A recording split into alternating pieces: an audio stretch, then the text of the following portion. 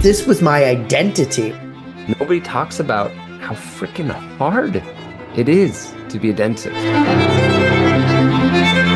What most people talk about is how this affects the patient. What nobody talks about is how this affects us. Dentistry is ready for this. Now is really the time. Welcome to Wellness and Dentistry, where on today's episode, we're going to dive into the topic about substance abuse in dentistry. And today I'm joined, as always, by my dear friend and co-host, Dr. Kyle Stanley, who is a dentist, tech entrepreneur, speaker, and researcher. And I am Dr. Martin Mendelson, a disabled dentist, coach, speaker, and author of my first book entitled One Move Makes All the Difference, which is available wherever books are sold. And together, Kyle and I have helped thousands of dental professionals pursue wellness and dentistry. And if this is your first time listening or you're unfamiliar with us, we certainly invite you to check out our respective links, websites, and course offerings on our combined website, wellnessinDentistry.com. So, Kyle, how you doing today to dive into this somewhat heavy topic? I'm doing well, and this is a heavy topic. Yeah. Any type of substance abuse is pretty rampant in dentistry. I need to look at my numbers, and I probably should have done that before we started this, but I know that when I looked at this before, maybe when you start talking, I'll look at the exact numbers, but I remember seeing that it was much higher than the general population. Yeah, absolutely. So we are more at risk Mm-hmm. than the general Yeah. population. Yeah. And this You is a have very you have a unique experience to Yeah, I was just gonna say, yeah, this is a personal thing or subject for me, because the reason why we're recording this episode today, as I shared with Kyle in our what we call our huddle, that last week was my 11th sobriety anniversary, and so I had challenges with alcohol that I decided to make a change and sought help, and so it's been 11 years since I've Wow. had a drink, and it's been a great 11 years since. It hasn't always been easy, of course, but it's been one of the best decisions I've ever made. Yeah. And I'm interested to go back a little bit. And do you think that it was like a slippery slope? Like, what do you think got you into that? Yeah, I think it was a slippery slope, and I think a lot of it had to do with life, and the challenges that I had in life that have a lot of parallels, particularly to social media today and so forth, which I'll explain as we go along, or will become evident as we go along. For me, it had a lot to do with the pressure of imposter syndrome. Hmm. And so it And would can you explain imposter syndrome for Yeah, people so that don't know what imposter that is? syndrome is basically thinking that you're going to be found out, that you're a fraud, that you shouldn't be there. Um, the research, interestingly enough, shows that those individuals with higher levels of education have a higher level of imposter syndrome, and particularly women have the highest Mm, levels statistically of imposter syndrome, which makes a lot of sense if you take into account the societal pressures that women are faced with, particularly professional women, right, where they have to be the dentist and the mom and the homemaker, not necessarily homemaker, but let's say home manager, right. much more than the traditional gender roles for the male counterpart, in a given marriage. Yeah. So I'm there at Spear. I'm executive vice president. I'm up in front of tens of thousands a year when you add it all up, and there was a lot of pressure there.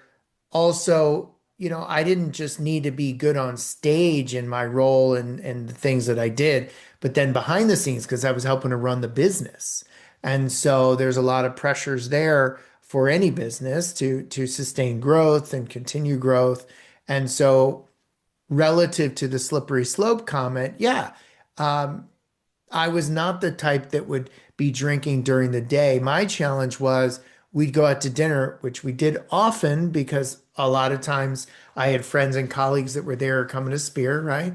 And we go out and one martini would lead into two, that would lead into glasses of wine, that would lead into scotch or whatever afterwards. And so, yeah, it became a slippery slope of, well, I can just have one more. Or, sure, I'll do the after dinner drink or whatever it is. And sooner rather than later, you're having a horrible next day and frankly not remembering the end of the evening once you got home. So, I want to, as you were talking, I want to bring up some numbers. So, yeah. 20 million American adults aged 12 and older battled a substance use disorder in 2017. That's when this study Hmm. was from. Hmm. 74% of adults suffering from a substance abuse disorder struggled with an alcohol use disorder. Hmm. So that seems to be the drug of choice for many people. Hmm. 38% of adults in 2017 battled an illicit drug use disorder. One out of every eight adults struggle with both alcohol and drug use disorder. Hmm. American adults suffered from both a mental, oh, 8.5 million American adults suffered from both a mental health disorder and a substance abuse disorder or a co-occurring disorder. So here's another one. 100,000 medical professionals in the US, about 10 to 19% are dentists and physicians, and Mm. one out of every 6 to 10 dentists suffers with a substance abuse disorder. Hmm. So Yeah. 10 to 19% of dentists and physicians suffer from a substance abuse disorder. I mean, that's a lot. It is a lot. And, over the years, I've traveled a lot and or hung out with a lot of docs at Spear and other conventions and meetings and so forth. And I can say, I can say very confidently that it's pretty evident what a problem we have within dentistry because people get really, really sloppy. And you can say, well, Martin, you're talking about, times when they're away from home, et cetera, et cetera. Look, I'm not casting judgment here. I'm sharing an observation where if you're so sloshed, you're having trouble walking straight. Mhm. Um, that is a choice, and it can also be a disorder, depending on who you are and the situations you're in. But it is what we do is very stressful. It is very consuming, particularly if you're a practice owner or have management responsibilities. So it doesn't stop when the patient leaves. And that can be too much for some people, which is what it is, not a judgment, just a reality of where we are today. I remember talking with one of my friends, who's a dentist and who has gone through substance abuse disorder. And he said it started out that I just wanted to relax when I got home. Yeah. So I had a beer or two. Yep. And then I realized that I needed the beer to relax. Yeah. And then I realized that the alcohol was getting in the way of my personal life. And I remember a long time ago reading about substance abuse disorder and what is the definition that you have substance abuse disorder now and not just like I drink sometimes. Yeah. And it's when it gets in the way of your personal life. Yep. So it's you can't show up for your job. You forget to pick up your kids at school. Hmm. Your dog doesn't eat for a week because you're whatever, too drunk to Yep. remember or something like this. And this is a self-awareness, a big self-awareness step that we talk about all the time in burnout, Hmm. but really Hmm. it's in solving any problem, Yeah. right? And I'm interested for you, what was that self-awareness to where you said, I'm fine, like I have a problem? Well, it was getting up in the morning and seeing the look on Michael's face over and over Mhm. again, and I would basically black out, and I Was wouldn't. it disappointment that you think was on his face? Was it frustration? It was all the above. It was disappointment, Yeah. frustration, concern, Hmm. anger, Yeah. all the above, and so it just frankly, it just happened one too many times. And, Hmm. I went through all of the typical gyrations of, well, I'll only have one, or, if you tell me I need to stop, I'll stop. And, nothing really worked. And so anyone who suffers from these type of disorders needs to hit that point where continuance is no longer an option. And then and only then can you find the strength? This is my experience. Can you find the strength to proverbially put the bottle down and not touch it again? I actually have a friend from my past who, not a dental professional, who basically lost their marriage because they chose alcohol over the Wow. marriage, and was talking about this individual with common friends recently, and this person's still drinking. And, Mhm. you know, at this point, this person is similar age to me, so mid 50s, drinking heavily for 3 to 4 decades.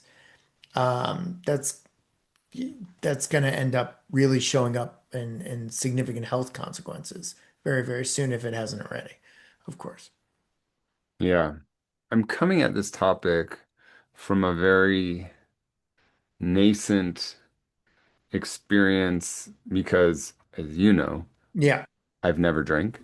And right. I'm not saying that to be like, oh, look at me or whatever, but it was a choice that I chose to do early in my life, Yeah, when most people were starting drinking like at 13 or 14 or yeah. something. Um, Although I have experienced alcohol abuse with my father-in-law, Hmm. and it's been really tough to see how it affects everybody else. Yeah, exactly.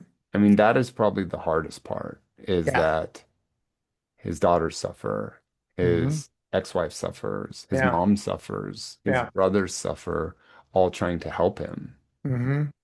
I mean, one of my closest friends died by suicide not even 3 years ago-ish, who had real substance issue challenges. And you know, he was at a point where he told me to my face in person that he's okay with sharing his story because he's proud of the journey that he went through. And unfortunately, he then hit a wall with some additional events in his life that were just too much for him. And so he ended up dying by suicide, because he felt, my assumption was that he had no other viable choices any longer. This is Um, an interesting thing with my father-in-law as well, is he was sober for over 20 years. well, And okay. then his dog passed away. Yeah, yeah, And his dog passed away and he started drinking after 20 years. yeah, Like, yeah.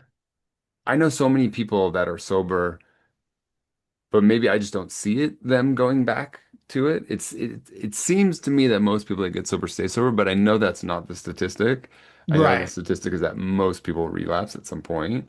right, right. And everybody has their own triggers. And Yeah. so, and none of us are mind readers, so we can't tell what those triggers are, nor do Mhm. we really know what's going on in somebody's head. I can tell you, you know, for me, it took many, many years to not think about alcohol or lament that I couldn't join other people in having a drink Hmm. within social situations. Yeah. Interestingly enough, even in my heaviest drinking, when I got really upset about something, I didn't reach for alcohol, believe it or not. I was more like the happy person or trying to forget the middle of the road stuff, not the really, really heavy stuff. Wow, that is interesting. Isn't that wild? Yeah. Because I assume that most people do it on the heavier stuff, but maybe you're right. And, I think society has so much to do with this, as I always think, and this may sound really judgy for me, but people always are asking me, like, well, why don't you drink? And I'm like, why do I Gee. have to explain why Yeah, I would want to like put a yeah, poison in my body yeah, every day? And yeah. like, I'm the weird one that doesn't do that. And so there's definitely that societal norm. Like, Oh, you just yeah, go to a bar and don't get drunk. Like, yeah. what's the point, you know? I have a good friend, actually just moved out of state, but he was born and raised in Ireland, came to the US, got his PhD, worked for Intel for decades. He never drank. And that's crazy coming from like the UK. Yeah, and So, we talked about it a bunch of times because it was really cool for me to be able to go to their house because, like, even though they served alcohol to those that drank, you know, he wasn't drinking, and so I felt like there was this Mm. commiseration there, if you will. But for him, he didn't like what he observed in others. And so he chose not to drink. That And was kind of like me. yeah, That yeah, was kind of like me. yeah, I think for me too, a big reason was I didn't want to feel out of control. sure, I think sure. there's definitely a control issue there Yeah, too. But yeah, I also would see people like do weird things, like hook up with people they didn't want to yeah, hook up with. yeah, I'm talking about yeah. like when you're in your 20s and stuff. Um, what do you think is so specific about dentistry? Because, like I'll take a quote from some other people, like all jobs are hard. Yeah. But why do you think that we have more physicians, more dentists that are experiencing alcohol abuse than the the average person or the average non-medical person? Because I think there's a lot of empathy that we attempt to have for people, particularly in dentistry, many of whom don't want to help themselves in the way that we know they can. Hmm. And also the difference between a successful procedure and not can be a tenth of a millimeter.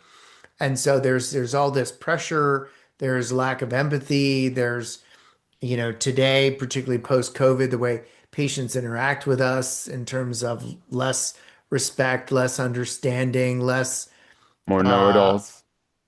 what? More know-it-alls. Yeah, exactly. Yeah, more Google Docs, if you will. Yeah. Um, you I know, never heard that Google Docs. That's funny. I That's just a made that fun, up it's a actually. fun So little yeah, play on yeah, on yeah, words. yeah. And in fact, my really good friend, you've met her several times, Laura Nelson Hmm. and Margie Schaller had started Sober Life Rocks within dentistry because they saw a need too. And basically for them, they were at a major meeting. It was, I believe it was Dykema, and the meeting is irrelevant. And they noticed in particular women that, have had traditionally a harder time climbing the ladder and or being Yeah. accepted and so forth, that would be leading presentations, giving speeches, keynotes, etc. during the day. And then at night when the party started, they were getting sloshed and hanging all Mm. over, men and Hmm. for them looking at this scenario and thinking, how is this helping us? Not just as women, but also professionals. And so there's a lot of that in dentistry for people. So I think it's the when you talk about all jobs are hard, yes, but I think whether you're talking about dentistry or medicine in particular, there's that added humanistic element, the lack of control element that's mixed with empathy, that's mixed with frustration that, you just sweated bullets to try to restore this number 15, and then they come in next time and it looks like they haven't seen the back of a toothbrush since they left your door. So And they there's so blame you. many, huh? And they blame you. Yeah, and yeah, exactly. Yeah, why didn't this last forever? Because what God gave you didn't, so why Yeah. should what I gave you do? Um, so yeah, I think there's a lot to it, frankly. Well, I want to talk about something positive too, which I think is the change in societal Yeah. norms of alcohol. And what we know now, and there's research on this too, is that young people are not drinking as much. Yep. And I'm interested to see what's going to happen with that over time. Will it just Mhm. be that the substance abuse disorder will go towards other things, like Yeah. just go towards fentanyl and pills or cannabis or whatever? Or will it actually decrease all substance abuse disorder? Mhm. Well, it's fascinating. Last night I went out to dinner and more and more and more on restaurant menus or on liquor menus in restaurants, there's this whole menu of mocktails and Hmm. they're creative, they're inventive, they're not Yeah. syrupy sweet. And I had a really, really lovely mocktail last night. And so um, that's starting to shift too. And so I think once you start to see that kind of shift, because there's big money behind alcohol, right? So all these companies are now getting into the act and creating non-alcoholic spirits and non-alcoholic wine, and in many cases these mocktail prices are now equivalent or even more in some cases than their alcoholic counterparts, which is bizarre in my opinion. But yeah, so the tide, it is a changing, as they say. And I've also seen a trend where people that are around my age, so 40s, maybe Hmm. 50s, a lot of men that I've seen Hmm. are going sober strictly just for health, Yeah, which is an yeah, interesting thing because I know a lot of people that are like, I stopped drinking, but these weren't people that had substance abuse disorders. These were people right. that drank socially or drank a few times a week, and had a beer here and there or whatever. But they're going sober completely. Yeah. And I know many dentists, some of them, a lot of people on this would know their names, Hmm. have come to me and said, I quit drinking, Kyle. I can't believe you felt like how I feel your entire life. Yeah, Like they said, like, I feel amazing, yeah, and they've only been doing it for, let's say, 3 months or a year or something like that. And they say, like, I've got so much energy and I can yeah. do this and I've got a better outlook on life. And it's a cool thing to see how it's like the personal growth, health world, even like the optimization world, Yeah. where you have like people doing peptides and meditation and really getting into exercise Mhm. and like all of this research that's coming out in like the manosphere, let's say, is some of that can be really positive too. Yeah. And so it's becoming more acceptable then. And so I Hmm. know multiple friends in their 40s and early 50s that have stopped drinking recently in the last like 2, 3 years Hmm. that didn't have problems. Yeah. Yeah. And I wonder too how much of that is I'll call it expansion of life, diversification of life into other areas. So, maybe earlier in their life, they didn't have things they really wanted to do or experience on a Saturday or a Sunday, whereas now, they want to go to the gym or they want to do some personal development stuff, or they Hmm. want to be with it to go to their, I don't know, it may sound silly, but to their pottery class or whatever. Yeah. So, and My and if my you're parents just did a pottery class, so it's funny that you said that. so if you're affected, that's going to be a problem. I know for me, THC is legal in many places, including here in Hmm. Arizona, and I don't like it. And why don't I like it? Because it chills me out too much and I don't feel Mm. like doing anything. And Right. and it gives me the munchies. I don't care what anybody says, strain A, B, C, or D, it doesn't matter. I end up eating my face off every time. Yeah. And so it's something that I frankly avoid. And there is some controversy in sober circles where it's like, oh, you had challenges with alcohol, so you can't have anything. We're not going Mm. to get into that discussion here, but Hmm. suffice it to say, I'm not in that camp because for me personally, alcohol was my challenge. Everything else that I've ever either tried in my life, one way or the other, I have no interest in. I can take it or leave it. And THC is certainly one of them, but I think it's reflectant of people's letting go of alcohol for the same kind of reason. I just don't like being altered in that way so that I don't feel like I can do what I need to do on a given day. So, Well, I want to also tell people one of my friends, his name's Stephen Goldie, and he's here in Southern California. He was the one that he's also sober, and he was the one that really informed me on what's happening with the state dental associations and how they have entire programs for people yeah, going through substance abuse disorder. yeah, So if you're listening to this and this is like maybe your first experience with this, know that you can go to yeah. your state dental association and not lose your license, not have things taken away from Hmm. you, and they have help and they Yeah. have meetings that are specific to dentists. So you will be around other dentists that know what it's like to work on that tooth number 15 that was bombed out and you fixed it and all this kind of stuff. And they want to keep dentists practicing. I mean, the goal is Yeah. not to have the state not have you practicing. Yeah. And so they've created all these groups. I know California is really big on this. Hmm. They're supervising physicians that help you through this. And It's been really cool to meet some of the people that I've met through Lightside Academy that have shared their experiences where they have lost their license or they've gotten Mhm. DUIs or they've lost their family even. And the State Dental Association really helped them through the process. Yeah. And And I I know, didn't know that this existed. So if you're listening to this, you may not know either. And maybe you yeah. don't have substance abuse disorder, but you have a colleague, a dental school friend, a business Mhm. partner that you think and this is something you could bring up to them.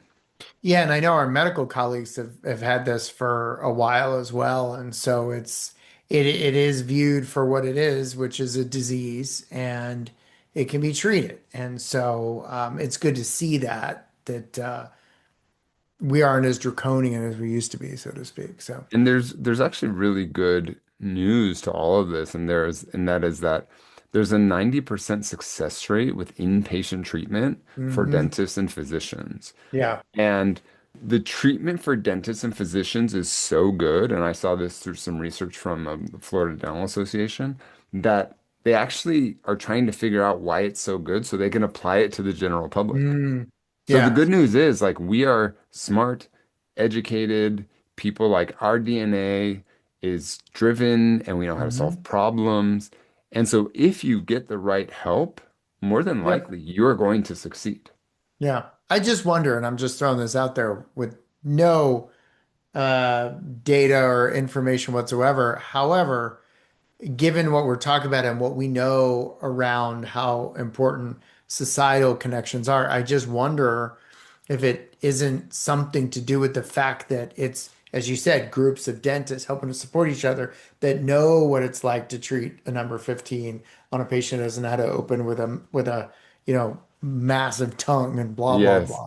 So yeah, yeah. I just Yeah, wonder. maybe that's it. I just wonder.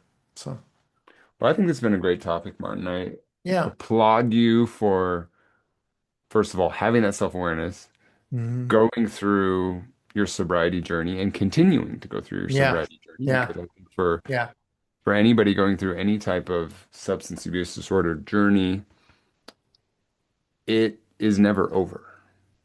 And I want to say one other thing because it's kind of a nature of my personality where when it gets to like life events and stuff, I say I want to celebrate, and then when it gets to the time, I don't. And I don't know why that's a mark of my personality, but it is.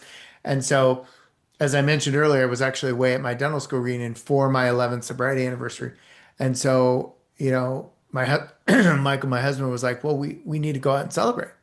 I was like, no, we really don't. He goes, no, we need to go out and celebrate. And so Mhm. we're going to go out to this restaurant we really enjoy this coming Friday Oh, to nice. celebrate. And so I just point that out because it is a freaking big deal.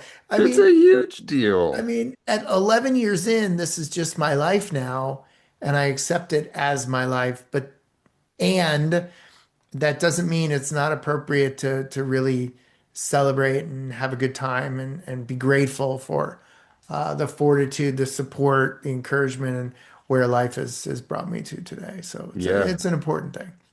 And being the age that I am, I have seen friends that suffered from substance abuse disorder in their teens and 20s and then made the change maybe in their 30s. Yeah. One of them is my friend Travis, who plays guitar in the band that I used to play in, Atreyu. And I remember seeing him on tour. He always drank out of like a McDonald's or like Burger King cups that you didn't really know Yeah. what Yeah. was Yeah. happening. Yeah. And he was kind of the guy who's always chill. Like he wasn't sloshed, he wasn't out of it, but he hmm was basically drinking He was a often. functional alcoholic. Yeah. And now, yeah, functioning alcoholic. And now seeing him sober now, I think for 10 plus years, I think maybe hmm even hmm more. Um, it is so cool. I mean, he's shredded, by the way, like absolutely shredded, in Yeah. incredible shape.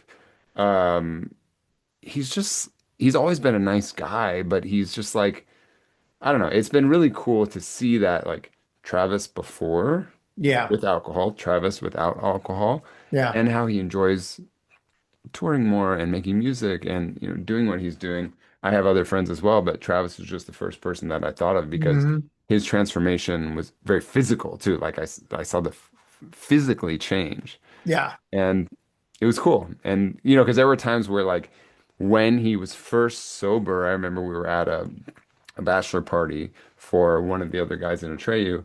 And he and I were one of the only ones not drinking, right? And Yeah. so we were outside of the bar talking while other people were there, and it's cool to see that happen. And I'm just I'm proud of anybody that has the self-awareness to make a change at all. Mm. But to stick to something that was such a big part of your life Mm. and now is not at all is Yeah. really something to applaud. Yeah. I think I knew for me that my newly chosen life had stuck or taken root when I would finally go to social events of various types and not feel the need to drink, think about drinking, Hmm. lament that I wasn't drinking, and it just, Yeah. didn't even occur to me. Yeah. That's when I knew things had really taken deep roots. And thank goodness I'm at a point now where it doesn't really occur to me with the exception of certain types of situations. So, Hmm. yeah. And so I just want to say to everybody, there is help out there, Yeah. not only through your state dental association, but there's helplines that you can call. Hmm. And so you're not alone. Hmm. Feel free to reach out to either of us. We can put you in touch with Yeah. people that are in dentistry if you'd like to. But we hope this is helpful. I know this is a tough topic to discuss, Yeah. but it's something that needs to be discussed. I mean, it's like mental health that went and it got swept under the rug for 50 years. We finally need to discuss it. And this is another one of those topics. So, Yeah. Martin, thanks for sharing your experience. And Absolutely. if you're going through a tough time, reach out to us. If you think someone else needs to hear this, send this to a colleague. And if you're interested in anything that Martin and I do, go to wellnessanddentistry.com. You can see our in-person courses that we do together, our online courses that we do apart, and Martin's book, everything that we do. We have a ton of free resources as well, including this podcast. So we appreciate you listening, and we'll see you on the next episode of Wellness in Dentistry. Take care.